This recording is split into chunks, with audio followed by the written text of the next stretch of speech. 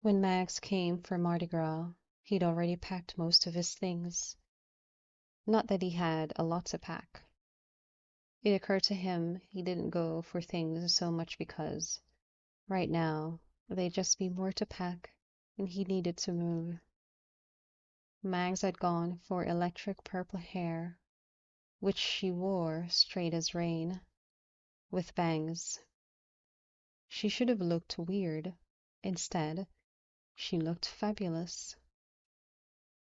And her bone-crushing hug felt like home. I think you finally stopped growing. 6'3" and a quarter. Yeah, I think I've stopped out. Now look at these. She gave his right biceps a playful squeeze. Getting ripped, pal. Even better.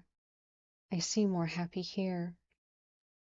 She tapped a finger to his cheek. Seeing you makes me happy. That earned him another hug. Then she nodded to the duffel in the corner. You're leaving? I'm sliding into Texas A&M in a couple weeks. A transfer for Lee Harrington from Florida State to be closer to my parents, since my father's sick. I can handle the tuition, so why not jump in? You've got it all worked out. Yeah, everything's set.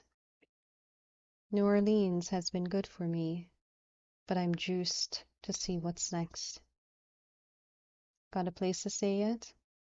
She asked, as he carried her bags into the bedroom. I checked out some apartments online. Dorms wouldn't work, but I can get a place near the campus. Huge campus. I took a little detour on the way here to get a look. It'll swallow you up. That's the plan. When you cruise through right, you don't make waves. How about a walk before we meet Dauphine and Sebastian for dinner? I'm in. Can't wait to meet the Sebastian. He expected Mags and Sebastian to get along. He hadn't expected them to get along. He didn't know how to feel about the fact his aunt and the man he realized had become a kind of father figure actively flirted right in front of him. And the dog, because of course Sebastian brought Pluto along, sat and gazed at Mags with adoring eyes. It actually put him off his gumbo. He tried to ignore it as the crowds grew thicker, the mood wilder, the music hotter. He snagged beads as he'd once snagged a foul ball at Wrigley. He sipped a little of Dauphine's takeaway daiquiri, just not his drink, and went back to Coke.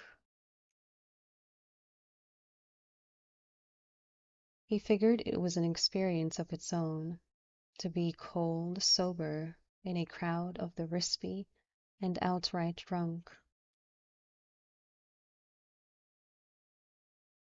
It marked his second Mardi Gras in New Orleans, and likely his last as an actual resident, so he wanted to embrace it. It didn't bother him when Mags and Sebastian started to dance. Lots of people danced, alone, in groups, whatever. Lots of foot stomping, shoulder and hip shaking going on. Then the cheerful, wine-soaked boogie eased into an unmistakable, sexy dance. Bodies rubbing, undulating, hands, God. Hands, hands. Worse, they were really good at it. Rhythmic, sensual, loose as water. My eyes, it's burning my eyes. Better close them then, Delphine suggested, 'cause she looks like they're just getting started. She wasn't wrong. He knew they both had moves. He'd grown up with Mags, and he'd been to Fas d'Audace at Sebastian's mother's place. But seeing the two of them put those moves together with each other changed things. Worse, they drew their own little crowd, the kind that let out approving sexy noises and kept the time with hands or feet. Mortifying. Then they just kept it right off, ending the dance wrapped around each other like kudzu and in a serious lip lock that had the crowd whistling, cheering. When Dauphine joined in, he felt alone on a rocky island of shock. Beads fell like rain, candle tumbled down like gold-wrapped hail, and when Sebastian whispered something in Mag's ear, she let out that big, crazy laugh and pinched his ass. It got worse when he lost sight of them. His own fault, he admitted, as he'd averted his eyes to keep them from bleeding during subsequent lip locks. Where'd they go? Panicked, sincerely panicked, he tried to laser his vision through the moving wall of people. Where'd they go? Dauphine just shrugged. Wherever they want. You got no worries. She's with Sebastian. That's my worry. With a laugh, she wrapped an arm around his waist. Do you think a woman as full of life and passion as Mags doesn't have sex? I don't think about it. I don't have to think about it because she's out west, and it's not in my face. This is in my face, with Sebastian. Would you rather she snuggle up with a stranger to you or someone you know? That's a trick question. His height gave him a small advantage as he looked over the rolling waves of the human sea. Shouldn't I be able to spot that hair? It's electrocuted purple. Come, I'm going to buy you a walk-away wine and one for me. Put your worries away. Sebastian will see her home safe. Apparently home safe meant 3:17 in the morning. Silas knew the exact time as he heard Mags giggling, outside the apartment door, and Sebastian's rumbling chuckle in response. He heard nothing for the next several minutes, and willed himself not to imagine what happened in the silence. He walked Dauphine home around 2, then had done a solo search through the revelers before giving up and going home, where he'd sat or sprawled on the couch in a pair of sweatshorts, waiting. Finally Mags slipped in, shut the door, shook back her disordered purple hair, and spotted him. She grinned, then widened her eyes. Uh-oh, did I miss curfew? Funny, I was worried. You didn't answer your phone. Probably because I left it on the charger in the bedroom. She went into the kitchen, poured herself a big glass of water. She brought it with her to sit in the chair across from him. Drank deep. Where'd you go anyway? Oh, here and there. Got out of the crowd a while, had a drink in a bar, listened to music, did some dancing, had some key lime juice. You know, Sebastian has three, count 'em, three ex-wives. She studied Silas over the rim of her glass as she drank again, and each one gave him a beautiful daughter. Are you worried he'll want to make me number four? Or I'll want to make him my second ex-husband? I just, you know, want you to know how it is. Pal, I've known how it is since before you were born. Does that make you think I'm too old to have sex with a very interesting man? No, not exactly. Good. I'm going to bed. What a night. Sebastian's picking me up about noon tomorrow. He's going to fix me lunch at his place and take me for a ride in his pirogue. There are alligators, actually alligators. Looking forward to seeing one. Night, she said, as she walked into the bedroom and shut the door.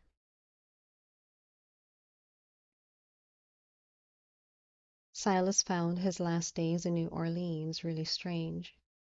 Clearly, his aunt and his friend were, to borrow a word of his mother's, smitten. It seemed a more harmless word than the phrase hot for each other. He couldn't claim Max didn't spend time with him. They had breakfast together every morning. They took walks, just hung out. And because he'd soon head off to college, she insisted he buy some new clothes, which meant shopping. While he focused primarily on jeans, t-shirts, he bent to her insistence on a couple of what he considered dress shirts because they had a collar and sleeves. He started to balk when she handed him a leather jacket. I don't need. Not about need. Put this on. Rather than waste time arguing, he shrugged into it. Okay, so it felt really awesome, but he still didn't need it. Yeah, that's what I'm talking about. She took his shoulders and turned him around toward a mirror. Slick and sexy. Maybe. Yes. Black, with a pointed collar and angled pockets. It hit him at the hips, and the sleeves, often an issue, as he had long arms, worked. You look damn good, pal, and you know it. Yeah, it looks pretty good. He hadn't expected that, or that it made him feel good. Then he looked at the price tag. Holy shit. Get what you pay for, and this is damn good leather. Nice and gushy. You'll wear it for years. I'm buying it for you. No. The idea had him swinging around to face her. No way.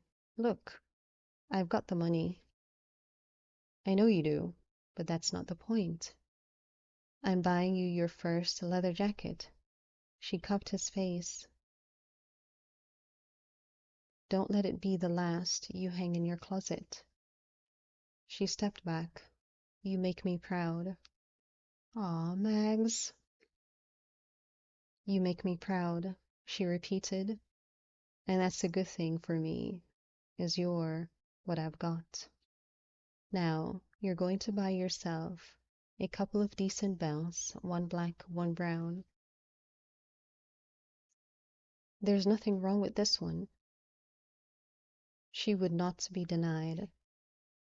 Nor would she be denied when she pushed him to pick up a few light weight sweaters and a pair of black leather boots. nor when she unpacked his duffel, tossed several items of clothing into what she called the it goes pile, then neatly packed his new stuff. There, she dusted her hands together. Duty done. Now let's go party and do your last night in New Orleans upright. I didn't say I was leaving tomorrow. Who knows you? Your head's already moved on. Your heart needs this last night. He'd said goodbye to the people who mattered. Dauphine, in a slow, sweet hour, in her apartment on an afternoon Max spent with Sebastian. To Jock, to Mama Lou and Little Lou, and everyone else he connected with. He'd say goodbye to Sebastian tonight. I was thinking maybe I'd head out when you did tomorrow. Follow you west a while. She took out a lipstick and with a skill he'd never understood, applied it perfectly without a mirror. I'm not leaving tomorrow. I'm staying a few days more. Oh, I thought I can tell the landlord I don't need the apartment, cutie. But oh, oh really? You're going to stay with Sebastian? For a few days. I'm going to be able to say I lived in the bayou. She walked over, hooked an arm through his. Party time. I already miss you, so let's party hard. When he thought about that last night, it came as a blur of movement and color and sound, of Mags and her purple hair and crazy laugh, of Sebastian dancing to Zydeco, Bluto howling with the Mercy, and Dauphine in a red dress. New Orleans had taught him a lot, and it had cradled him when he needed it, opened worlds for him, offered him friendships. He'd miss it, the lazy, wet heat of it, the slow voices of it, the constant beats of music, and the people who'd welcomed him in. He'd find his way back to it, he knew that absolutely. But now, as he started his journey west, he didn't look back. He looked ahead. Texas didn't speak to him like New Orleans, but the university did. It swallowed him up, just as he'd wanted. And he learned. He kept his head down, carefully made a handful of casual friends. He dated a few women who didn't want serious any more than he did. He expanded his Nightwork, added to his bank accounts, and bought another leather jacket. He didn't go back to New Orleans for Mardi Gras. His heart wasn't ready for it. But he hooked up with Mags on spring break and booked a hotel suite for them on the beach in San Diego. In his second term, he'd traded in his tiny apartment for a two-bedroom and used the second as kind of office. He learned basic accounting because he needed to handle his own money and took a course in playwriting because he thought he'd find it interesting. He did, and also learned, despite one of his mother's dreams for him, he really couldn't write, or he couldn't sit still long enough to write. When he knew he'd hit the time to move on, he forged transcripts and transfers using the name Booth Harrison. He didn't look back as he headed out of Texas, and he wasn't in a hurry to get there. He'd have the whole summer to settle in, gauge his ground, maybe even find a little house to rent. He could afford it. and he'd grown tired of apartment life. He wanted a yard, grass to mow himself, and room. He had time and had decided he was ready to see what Carolina had to offer him.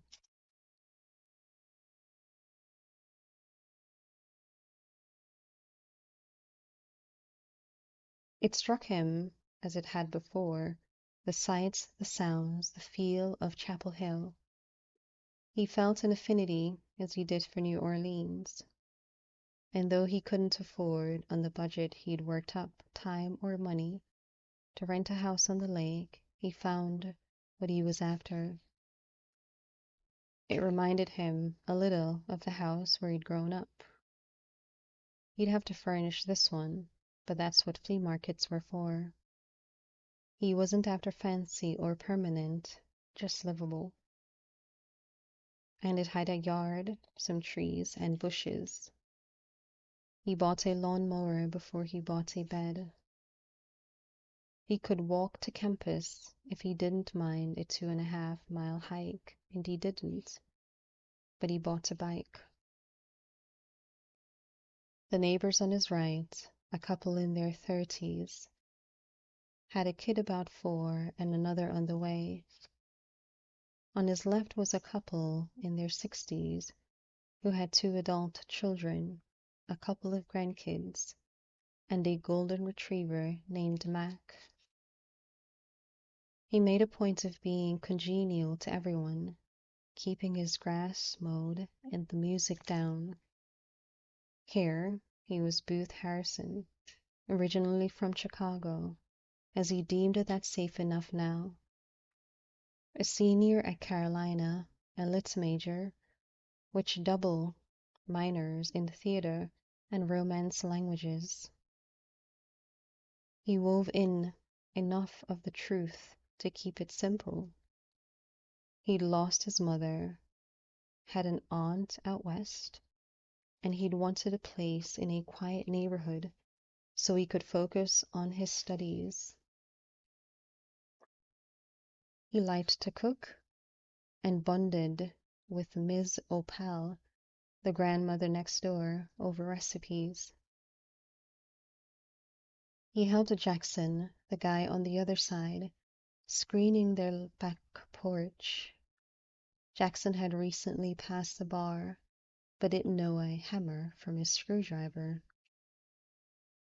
By the time class started, he'd fully immersed himself in his new identity. With his own tools, he installed a gun safe in the unfinished basement. There, across from the aging furnace, he kept his Nightwork tools and the bounty from it behind the sturdy doors with a good digital lock. He'd found enough network over the summer, outside his own neighborhood, of course, so the tuition didn't sting too much. He rode his bike the first day on a warm, breezy morning and felt instantly at home when he secured it and joined the throngs of students. He figured if he hadn't been a thief, he might have been a professional student, maybe a teacher, though teaching seemed like a lot more work than studenting. He enjoyed his first theater class tremendously and congratulated himself on the choice. He'd fill in more of what he'd already learned in Texas and in New Orleans on makeup and costuming, and the requirement of monologuing or acting out scenes would only polish up his skills in becoming who he needed to be. He learned quickly that the stern-eyed professor in his French class equaled tough and challenging. No English permitted in class at all reading, and all essays written. Straight off she assigned reading Les Savants, a poem about soap, by Punch, a dead French poet, with a paper analyzing it line by line. He couldn't say he was thrilled to analyze a poem about soap, but it was the French that counted. He had enough time between classes to grab a slice of pizza and a Coke and ate his first lunch alone on a bench watching campus life. He wasn't looking to make friends particularly and intended to keep, as always, partying to a minimum. Some parties, some dating, because otherwise you stood out. And the whole idea was to blend. On impulse, he signed up for the Shakespeare Club because it sounded interesting, and his next professor headed it up. A couple of hours, one night a week, he thought. That way, like the theater classes, he'd make himself a couple of little circles. People to hang out with at lunch or have a beer with. He walked into the classroom, more like a lecture hall than a smallish French class. He chose a seat, not in front, not in the back, not precisely in the middle, but close. As others filed in, he took out his tablet, his mini recorder, and his notepad. He always covered all the bases. He liked the hum of students talking or just settling in, the smell of somebody's takeaway latte, someone else's gum, definitely cherry. A guy with a thick flop of brown hair falling over his forehead and toward his horn rims slid in next to him. Saw you in Jones's class this morning, right? R.J. Doyle. Yeah, how's it going? Booth Harrison. Going good, bro. The way he said bro pegged him as a geek. Booth liked geeks, and their accent said native, but probably more along the North Carolina coast. Lit major? Booth asked him. Nah, theater major. But if you want to do Shakespeare, and I do, Professor Emerson's your man. Well, you know that if you're a lit major, transfer from Texas A&M. It's my first day here. A flip of the flopping hair, a shove of the glasses. Noble? Big jump for your senior year, yeah? I guess. I was ready for a jump. I had a major breakup last year and wanted new. So far, I really like it here. You came to the right place. Audrey lifted a hand, waved and signaled to somebody. He said, Yo, which had Booth suppressing a grin. Total geek. The guy who wandered over had skin the color of that somebody's latte, eyes like roasted chestnuts, and a head full of long dreads. With his sharp cheekbones, full lips, and arched brows, Booth thought it was a face made for a magazine cover. He'd noticed the new guy in his first class due to the striking face. Zed Warren, Booth Harrison, just transferred, lit major. Welcome, then. Where'd you come from? Transferred from Texas A&M. You don't sound like Texas. Chicago. And a Z, he thought, came from the mid-Atlantic. Maryland, maybe, or North Carolina, or Northern Virginia, D.C. I got cousins in Chicago. Freaking cold winters. Cubs or Sox? Cubs. Stay away from my cousins when you go back. They'll take you to the ground, Sox fans major. I'm a live and let live sort. Trust me, with baseball, they ain't. He got out a MacBook, booted it up. Y'all ready for this? Born ready, RJ claimed, and the geekiness was irresistible. The professor came in, took his place at the podium, and shuffled through some notes.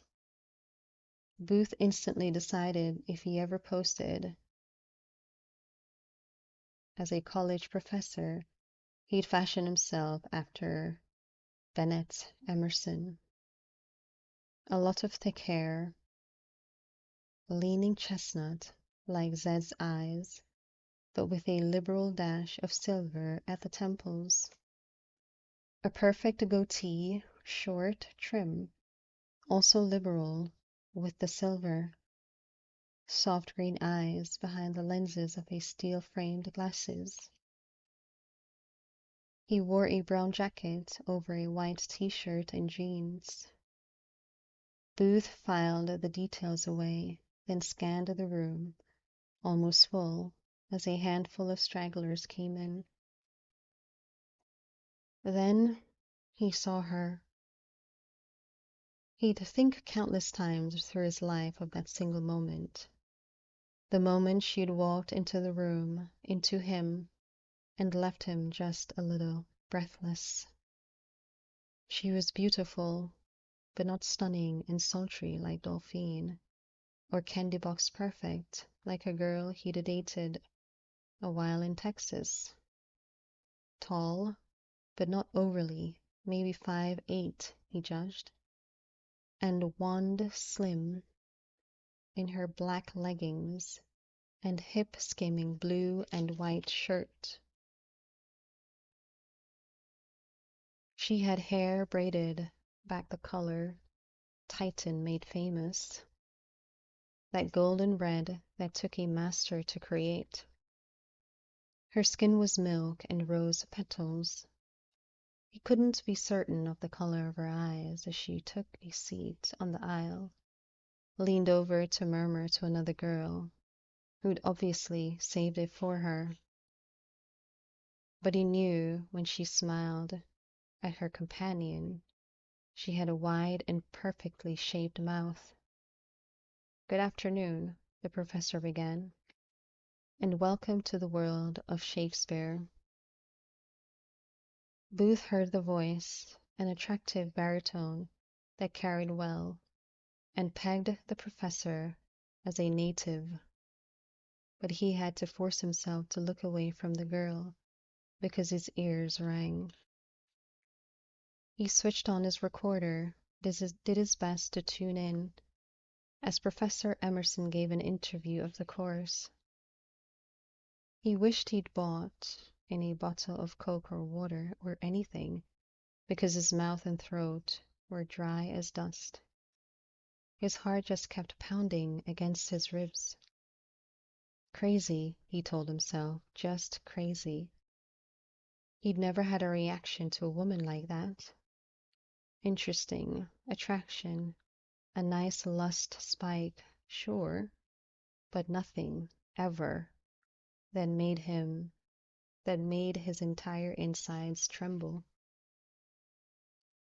He told himself to stay away from the redhead, keep clear of her, because this couldn't be good. RJ leaned over, whispered, "Caught you looking, bro." Miranda Emerson, the professor's daughter. Booth made some sound, made some notes he'd never be able to decipher later. He'd steer very clear, he promised himself. Getting involved with the professor's daughter was no way to blend. He visualized placing the image of her in a box, then closing the lid. It helped enough so he could concentrate, even take legible notes. After class, the last of the day, he went along with RJ and Zed for nachos and beer. He thought the noise, the smells, the company might help erase the image of the redhead from his brain. Plus, the nachos hit every right note. Either of you know anything about the Shakespeare Club? RJ pointed a thumb at his own chest, then pointed at Zed. Vets. We get to go deep into a play, and the professor lets a discussion roll, you know? And once a month, he has it at his house, with pizza and lots more. That's the best. You in that? Zed asked him. I signed up. I'm just not sure, with the workload, I'll have time for it. Make time. Zed scooped up more cheese and guac.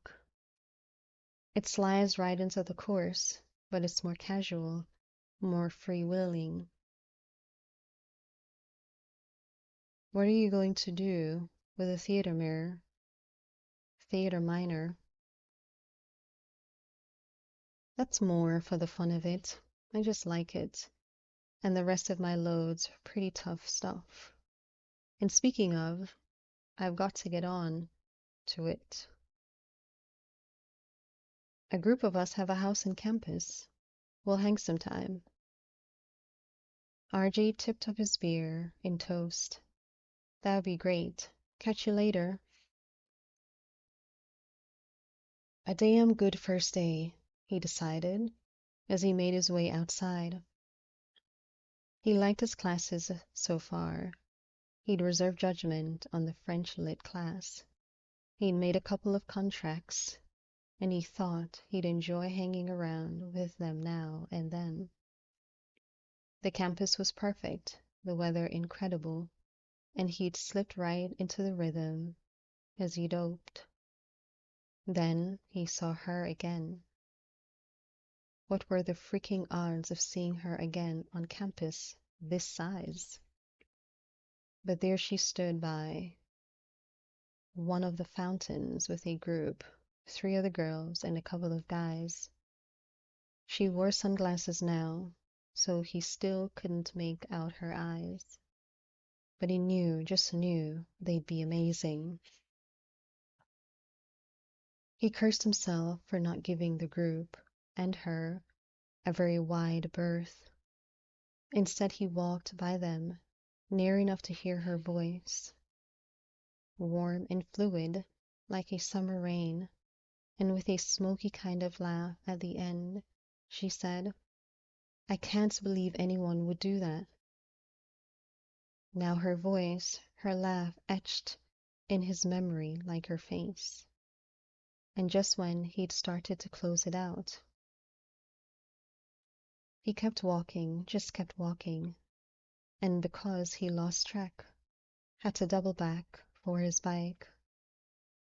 He used the ride home to try to erase her again.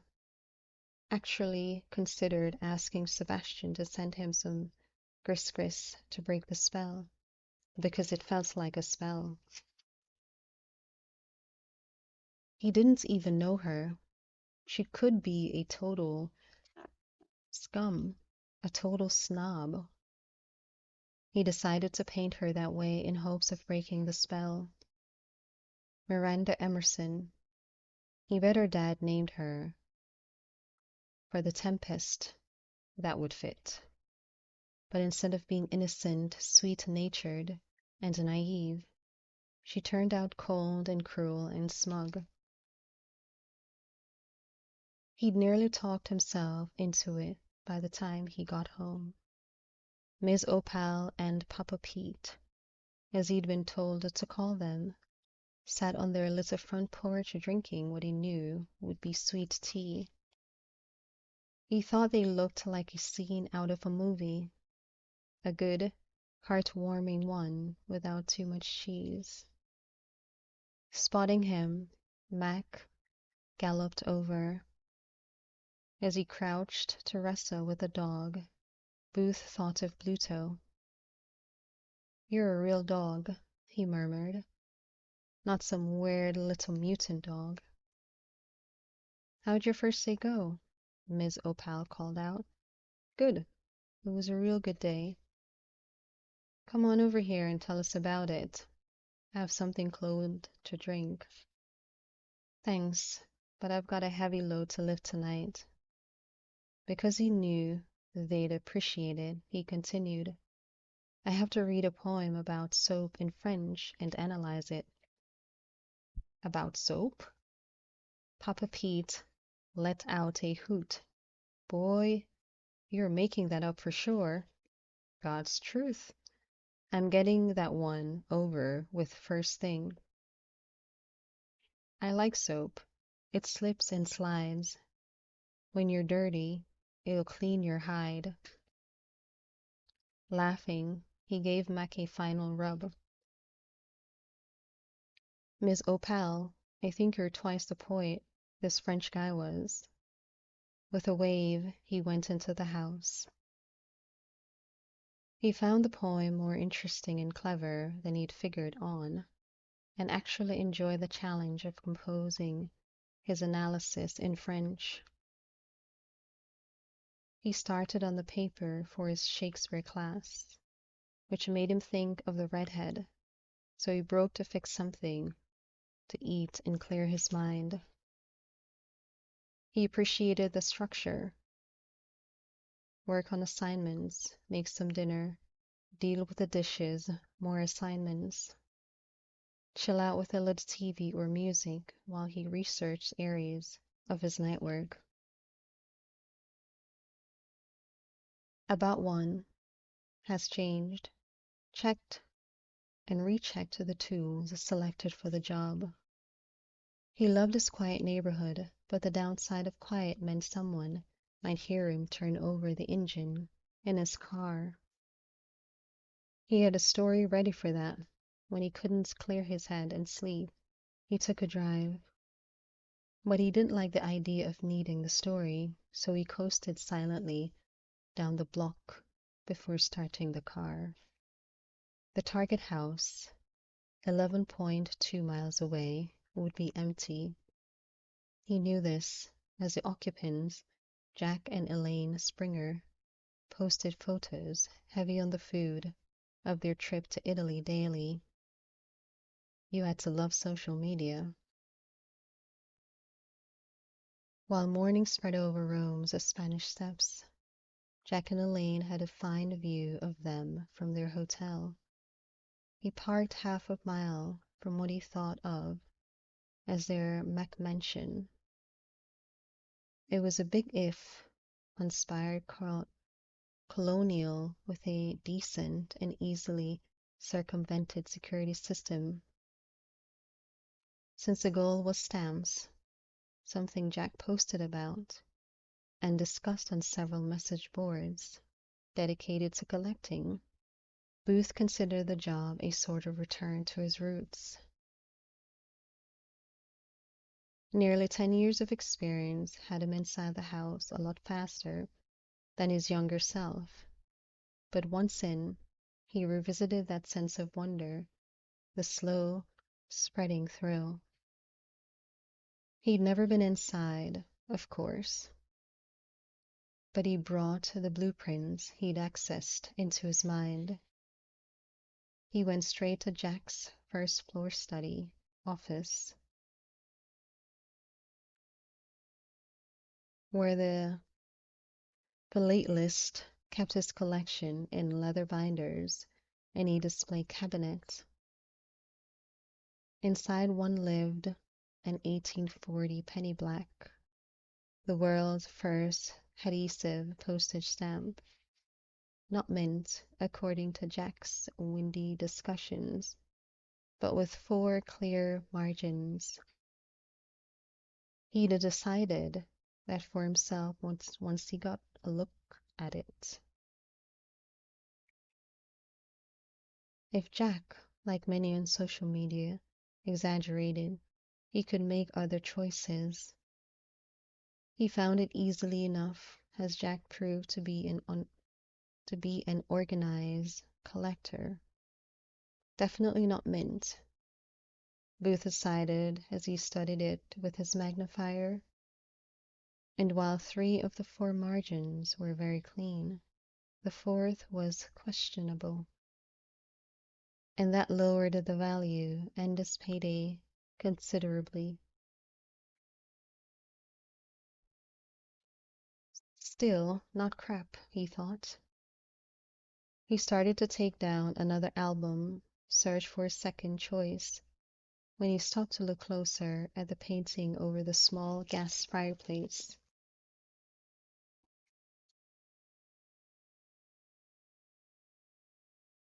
He didn't like the art, all hard colors and shapes, but when he played his light over the frame, he spotted the hinges.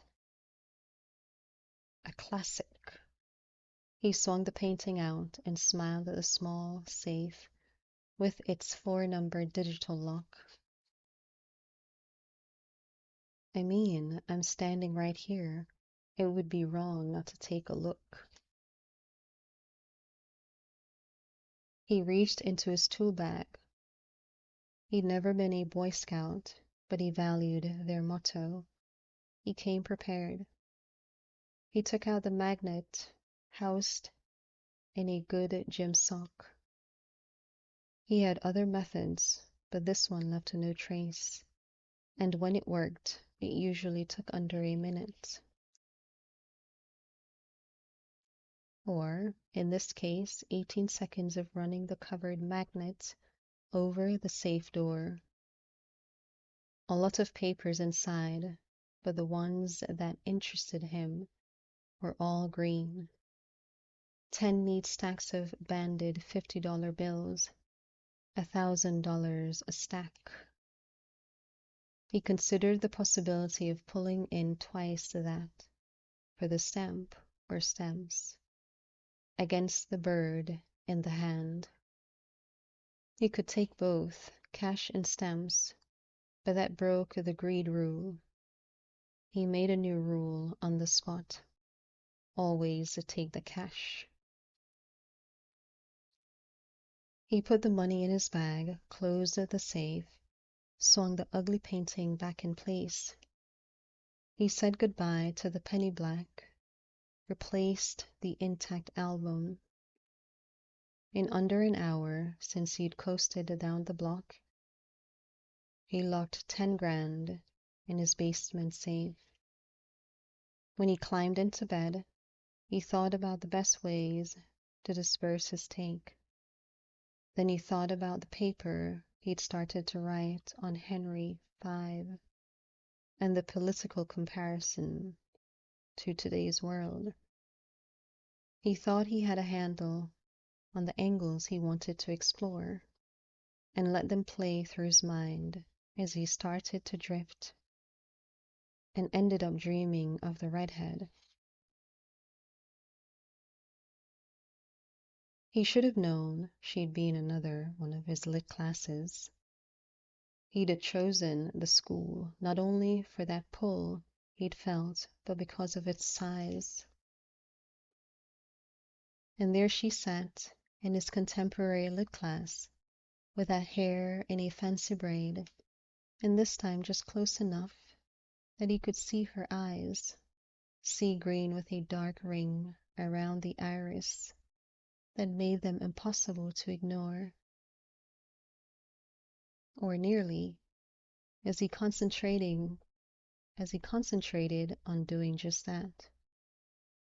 He'd come to learn, to discuss books, to go inside of them, not to obsess over another student. Then she turned her head and looked at him. He thought maybe his focus on ignoring her had flipped some internal switch. But she turned, looked directly at him for 10 painful seconds, smiled just a little, just enough to make his heart twist, before she shifted away again. The rest of the class was a blank for him. He'd have to rely on his recorder, replay the whole damn thing, though he made sure to avoid her at the end of class. He didn't relax again until he settled into his class on stage makeup, also applicable for film, television, and night work. He finished up his day with a dance class, also applicable for night work. It took grace and nimble feet to deal with motion sensors, and he had come up against them, no doubt, if he expanded to bigger jobs. Other than the redhead, and he'd get over it, Booth rated his first week at UNC the best he'd ever experienced. He gave himself a break Friday night, hung out with RJ, Zed, and a few more of the theater gang. On Saturday, he mowed his lawn, cleaned his house, lifelong habit. He threw a frisbee for Mac a while, then rescued his other neighbor from his attempt to hang the porch swing he'd bought for his wife for their anniversary. Honestly, the guy was not just pathetic, but dangerous with tools. Booth found a rhythm in those first few weeks, balancing the demands of higher education with easy friendships and the simple fun they offered.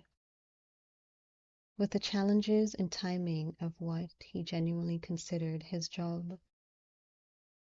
He spread that work out, toggling between writing papers, completing assigned reading, and doing research and prep work necessary for a successful career in thievery.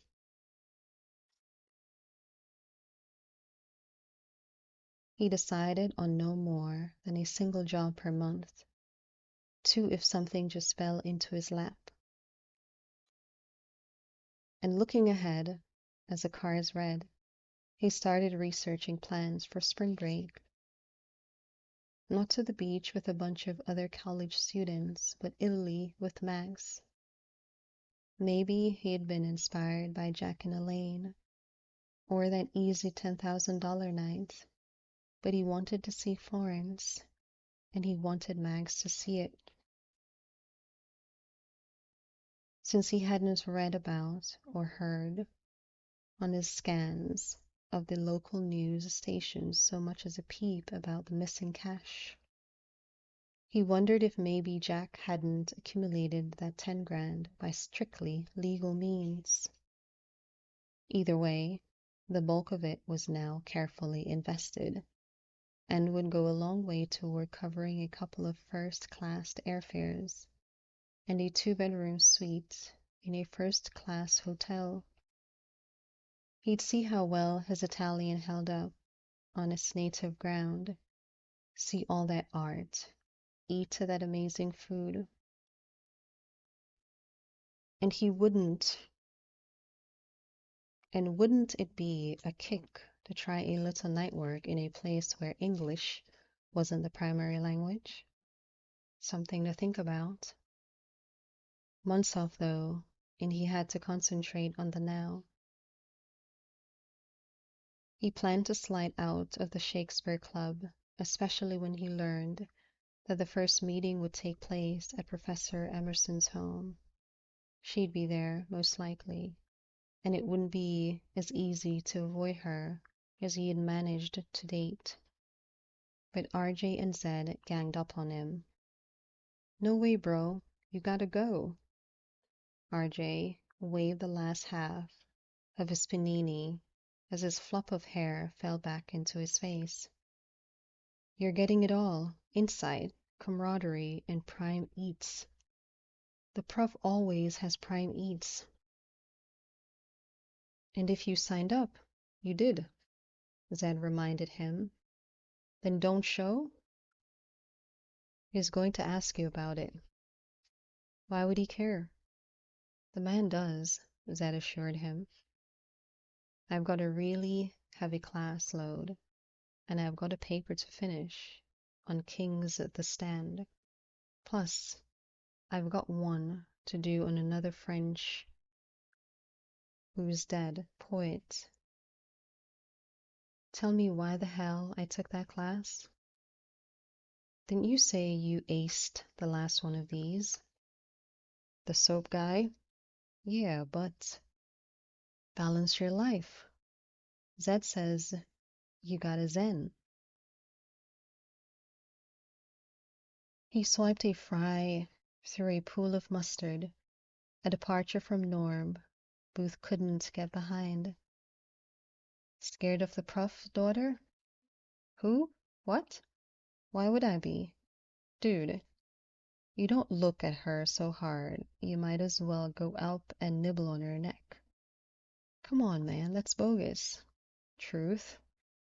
RJ polished off his panini. You can pick us up at the dorm, since you've got the best car. We'll pool it and protect you from Legs Emerson. Legs? You've been not looking hard enough to see she's got 'em.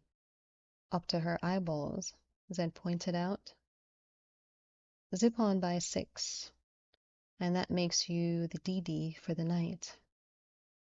Not drinking wasn't a problem, but not looking hard enough to be noticed was. Time to fix that. Fine.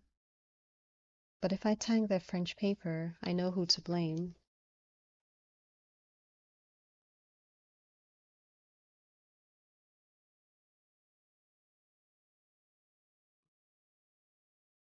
The redhead, he tried really hard not to think of her actual name, wasn't just there.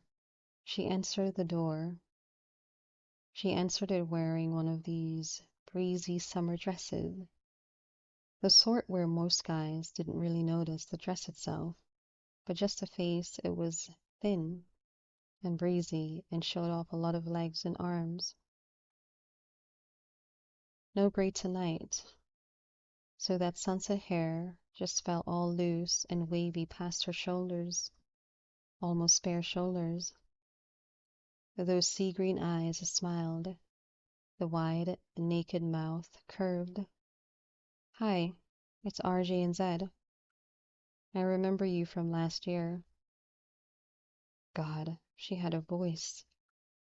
He'd heard it a couple of times in class, and once on campus, but this was different.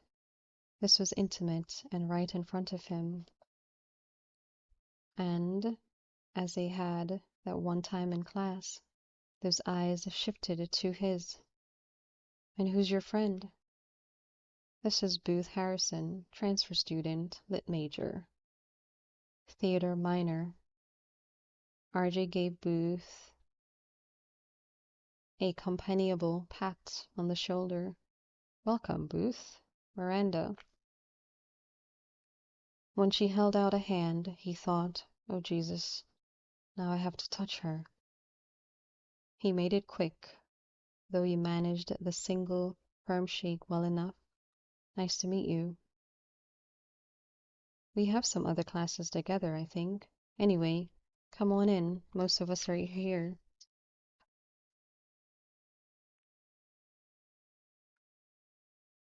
He tried to concentrate on the house and not the way she moved through it, fluid like her voice. He already pegged it as both dignified and atty, and given the neighborhood, Lakeview, the size, the careful maintenance, decided the professor had some family money somewhere. It wasn't like Jack and Elaine's, not a McMansion, but an old, gorgeous, quirky Victorian. He crossed it off any potential lists for his night work. It might have been just the sort of place a man in his life found a nice treasure or two, but he didn't hit on his teachers, just rude. He noted the art, classy, interesting, and the furnishings from the foyer and into the living room area ran to antiques, heirloom stuff. At least a dozen people already mingled in the living room, a large space that made him think a couple of parlors had been opened into one room somewhere along the way. But they'd preserved the really excellent woodwork and ceiling medallions. They'd whitewashed an old fireplace. flanked with floor-to-ceiling cabinets full of books, photos, or trinkets. You like old houses? She asked him. What?